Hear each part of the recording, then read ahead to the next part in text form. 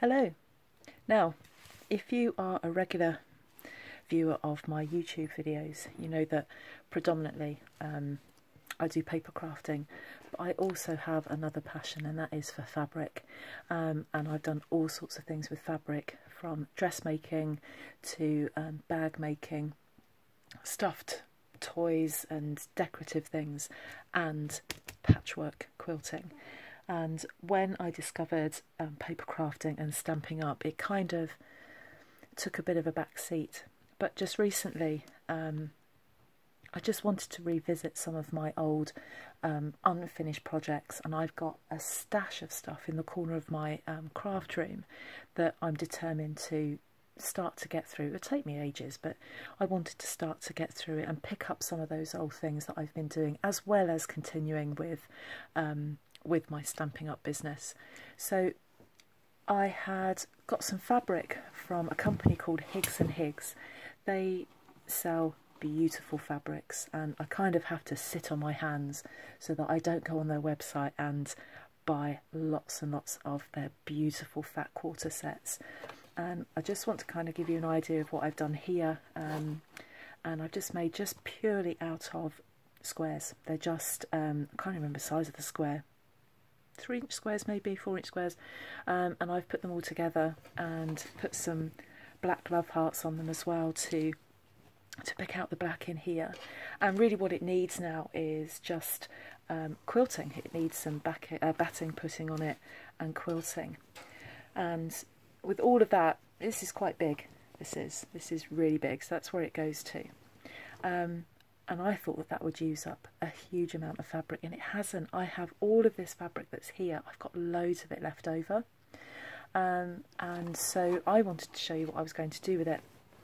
So I'll return to this at some point and show you what I'm going to do with quilting that. So, you know, if you yourself like crafting and not just paper crafting, then I'm going to be posting some videos really over the next few months about my progress on getting through these unfinished projects. So this one is something that I have got some batting, but probably not enough to quilt this. So I'm going to get some of that, and I'm going to show you how I'm going to get on with that. I don't do anything fancy with quilting. It is really just general stitching. No fancy free motion quilting or anything like that. So what I've got here, just coming into shot now, is all of this spare fabric. There is loads of it, and I wanted to do something with it. And something I've tried a couple of times but not really done anything in particular with is English paper piecing. And I subscribe to a magazine called, I can't remember what it's called, Love Patchwork and Quilting, I think it is. And every now and again they give away, every month there is some kind of free gift on the front of their magazine. And every now and again they give away these little paper hexagons, where they're kind of made out of thin card. And it's with these that I make these hexagons. And I thought I'd show you what I'm doing with them, so that if you have some fabric going and thought you might like to try it, then please do come and try it with me. I haven't got very far with it. That's how far I've got.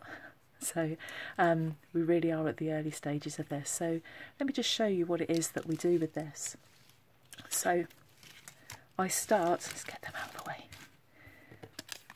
I start with a hexagon. So this is a 1-inch hexagon. You can make these yourself, but it is just far easier to maybe buy them. I've never tried to buy them. They're always free on the front of a magazine. And I'm going to pick a piece of fabric. So I'm going to pick this one. And I just want to, and if anybody here it might be watching this, who's a bit of an expert on English paper piecing, please don't criticise my technique. This is the way that I do it. It's the way that works for me. So I don't mind any tips if you want to kind of give away some tips as to how you do it. But what I was doing before was cutting out hexagon shapes in fabric. It was taking forever, and then I would just lose interest. So I do something different. So I've got my little square piece of fabric like that, and I've got my hexagon. it would help if I ironed that. This has been sat in a bag for quite a while, so probably when I come to do the rest I will iron them. But I had done some of these ages ago and I wondered where all my pins had gone, and then I realised that I'd actually put some of these together, so I've now got loads and loads and loads of these. So this is how I've done that. So I've got my paper with my fabric, and I'm just going to fold over that there and making sure that that fabric goes right into, or that paper rather, goes right up into the fold of that fabric, and I'm going to put a pin in it. And then I'm going to do exactly the same on the opposite side, so make sure it's nice and flat there. Use the table if you need to. Don't stretch your fabric though, so it becomes distorted. Fold it over, get a pin, and just pin that on there like that.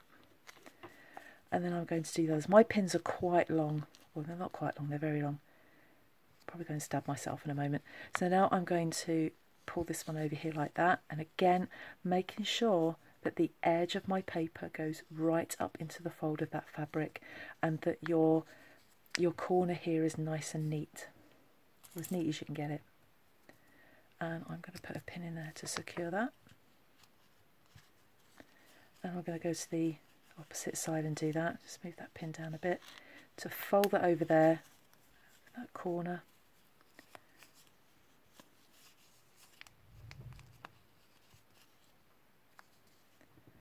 That does not want to work there.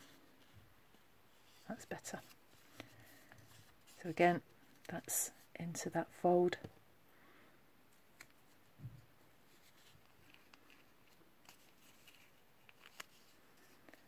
And I'm going to fold this bit over here like that, that there being nice and neat.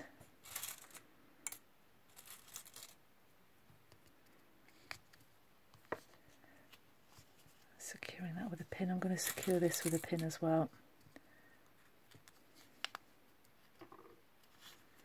And then the last one here, I might just need to remove those pins to do that. Let's put that in there. And just secure this with a pin here. So that's what I've got. There's my hexagon, and then covered with fabric. And now we're going to just tack the fabric to the paper hexagon. So I've got a needle and thread. I'm just going to put a knot at the end of that. I need quite a big knot actually, because it keeps going all the way through when I put it into the fabric.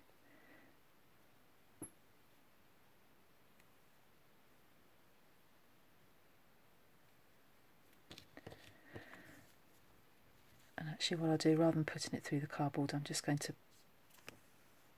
bring that in there like that. So that's where I'm going to start. Whoops, just get it back into camera. So that's where I'm going to start, and all I'm doing, using quite big stitches, is I am just tacking the fabric to the paper, going all the way through, big stitches, and all we are doing is just replacing the pins, so it's going to be easier to sew all of these hexagons together.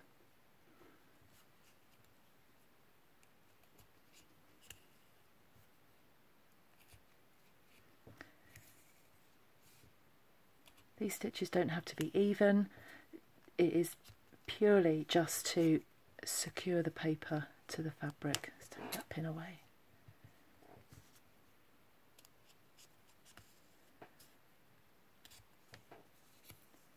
I'm not trying to be neat at all. All I'm trying to do as well though is just, ouch, is to get those corners neat as well, so they don't unravel when we start to sew this together. So there we go, last stitch there. I'm just going to get rid of these pins.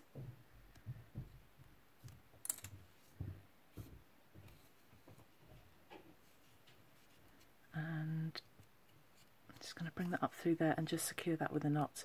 Later on, all we're going to do is just snip these stitches away so we can't see them.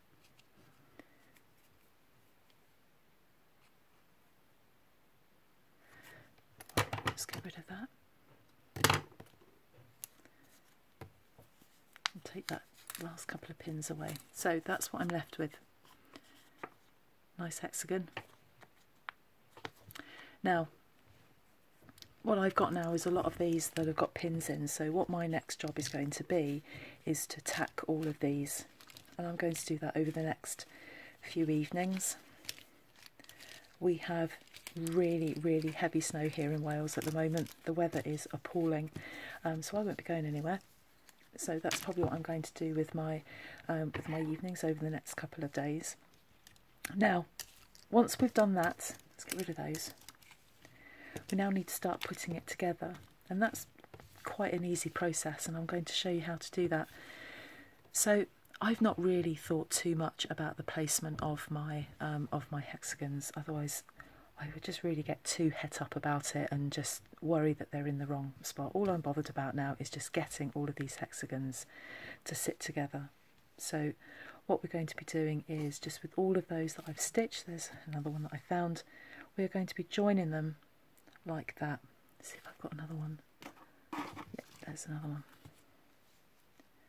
And we're just going to join them like that, and I'll show you how we do that.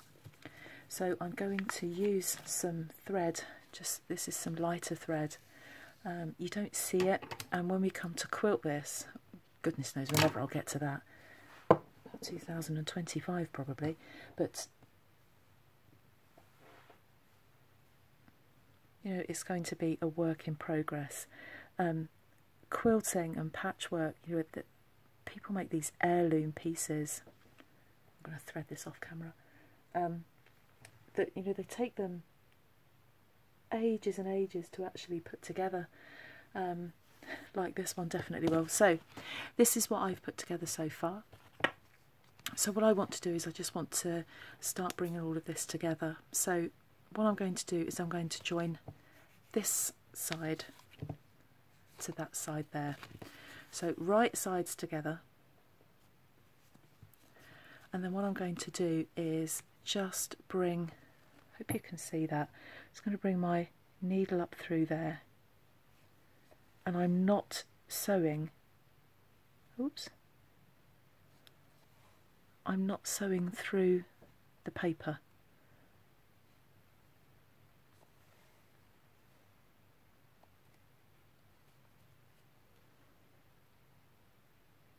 So I'm just going to create a knot there, just to secure that thread. Now what I'm going to do to put this together is, I've done it with a whip stitch before now, but I'm actually going to do this with a ladder stitch. It's far less visible. So that's secure there. So what I do, I'm trying to do this without getting my head in shot, but also, because my eyesight isn't great, I need to get as close as I can to it. So let's hope this works. So I pick up a couple of stitches along this, well, it's a fold really, isn't it? So I'm going to pick up a couple of stitches there, and then I'm going to do the same here. You're not going through the paper. You do not want to be picking up that hexagon paper, because actually we're going to cut that away later. And then I'm going to pick up another couple of stitches here. This is really difficult when I can't see. The other thing I want to do is get this project finished, because my eyesight is really starting to fail me now. I've got really poor eyesight. I wear glasses, but actually sometimes that just hinders. I need to kind of get my glasses off and really get close up to it. I can't do that now. So I'll do the best I can with this. So this is a ladder stitch. So we pick up a few stitches on this fold.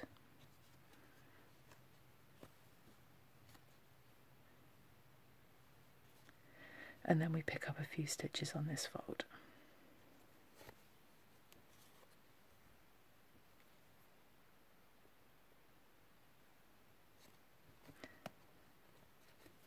And I'll try not to stab myself, because I'll probably end up swearing on camera then. Right, how far did I get? There we are. So we pick up a few more here. I hope you can see this. It's difficult. I can see the screen as well, so I'm trying to see what I'm seeing and what you can see as well.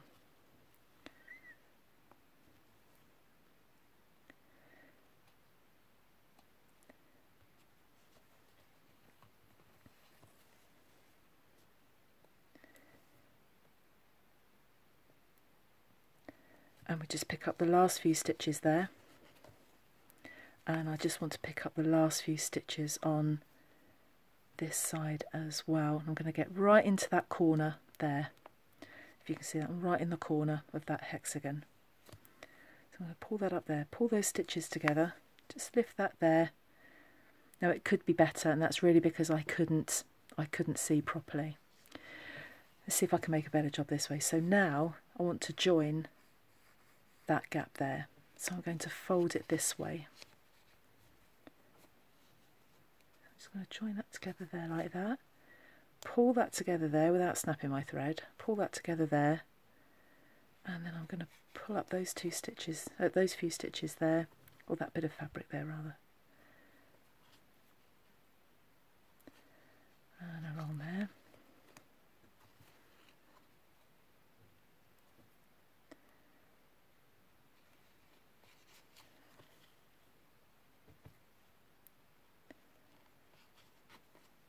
I think as well, possibly my needle is a bit too thick. I'll probably be better off with a smaller needle, but then that then also makes it difficult to see. So I hope you can see what I'm doing there. Now there are other shapes that you might be able to find if you have, if you ever get your hands on one of these magazines that gives these hexagons away. There are lots of magazines like this now. Not necessarily hexagons. I've seen this being done with a scallop shape, which looks lovely, and also with a diamond shape. But I stick to the hexagons. You could probably do squares as well, to be honest, but I've not tried that. I do like the hexagons. I just think it gives it a really nice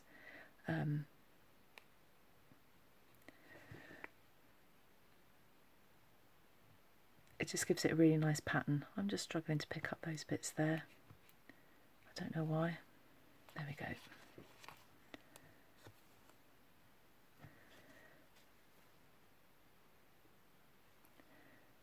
So just the last few stitches here.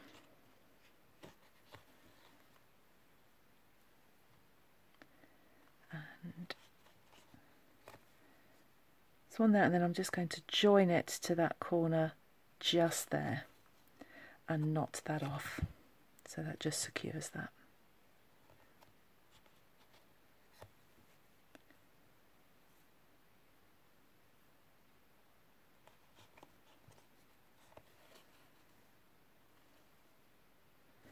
Okay, I'm just going to snip that thread off. And then we have that bit joined on there as well. So the next thing we would do is just let that grow. And so my task is going to be to just start to put these ones that I've already put together, start to join them up. I need to get some more yellow in there. But I also have all of these that I need to get them tacked down. So what I'm going to do is just start making some videos showing how this project is growing, and you know, and then what I do next, I want to show you how we actually get rid of this tacking stitching and also remove the paper from the inside. And then over the course of the next, whoever knows how long this will take, months, years, to watch this grow. It would be great if you can join me, and if you want to have a go at this, get yourself some hexagons or diamonds or whatever shapes are out there, maybe even the scallops, which look a bit difficult to me, but that's something that you might want to do. Okay, so thank you ever so much for joining me. I'll come back with a paper project soon, but in the meantime, I'll see you all again soon. Take care. Bye bye.